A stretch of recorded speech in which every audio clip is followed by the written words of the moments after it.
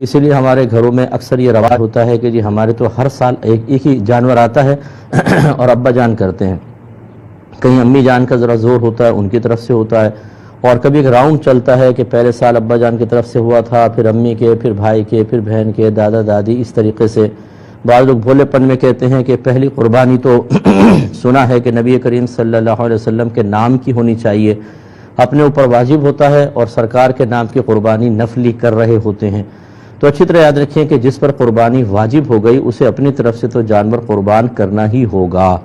یہ تمام جو ہم نے نظام بنائے ہوئے ٹھیک نہیں ہیں۔ اس کے بعد اگر آپ کسی کے لیے کوئی قربانی کرنا چاہتے ہیں تو ایک اور جانور یا کسی بڑے جانور میں حصہ ڈالیں تاکہ وہ نفلی قربانی ہو جائے اور آپ کا واجب ادا ہو۔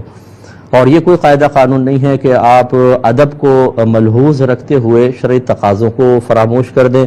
مثال کے طور پہ جی ادب یہ ہے کہ پہلے نبی کریم کے لیے ہو، پھر ہمارے لیے، پہلے قربانی ماں باپ کی طرف سے ہو، پھر ہمارے لیے۔ یہ ادب کے طور پہ تو اچھا سمجھ میں آتا ہے، لیکن شریعت اس بات کا تقاضا نہیں کرتی۔ الامر فوق الادب، یہاں پر یہ جملہ بالکل ٹھیک ہے کہ حکم ادب سے بڑھ کر ہوتا ہے، پہلے آپ کو اپنی طرف سے واجب ادا کرنا ہوگا۔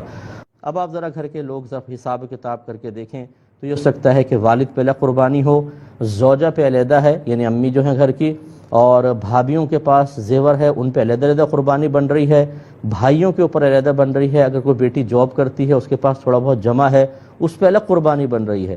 یوں ہمارے گھروں میں بعض اوقات 8 10 قربانیاں بن رہی ہوتی ہیں، لیکن سال ہر سال ہم ایک قربانی یا 2 قربانیاں کر رہے ہوتے ہیں، یا وہی طریقہ ہوتا ہے کہ مجھ پر واجب ہے میں نہیں کر رہا ہوں، جو ہم امی کی طرف سے کر رہے ہیں، بیٹی کی طرف سے کر رہے ہیں، یہ سب غلط ہے۔ اس لیے اب آپ اس کا حساب کر کے اچھی طریقے سے پھر قربانی خوش دلی کے ساتھ کریں۔ نبی کریم نے اس کی تلقین بھی فرمائی ہے، بلکہ سابقہ جو سال گزر گئے ہیں ان کا بھی ذرا غور کر لیں کہ کیا ان میں آپ پہ قربانی واجب تھی یا نہیں تھی۔ ہو سکتا ہے کہ آپ سال ہر سال سے قربانی نہ کر رہے ہوں، حالانکہ آپ پر واجب ہوتی چلی جا رہی تھی۔ اس کا پھر حل یہی ہے کہ جو جتنی قربانی ان کا حساب کریں۔ اب وہ قربانی کی قضا نہیں ہوتی ہے، کفارہ ہوتا ہے، ایک قربانی کے برابر پیسہ جو آپ کو صدقہ کرنا ہوگا۔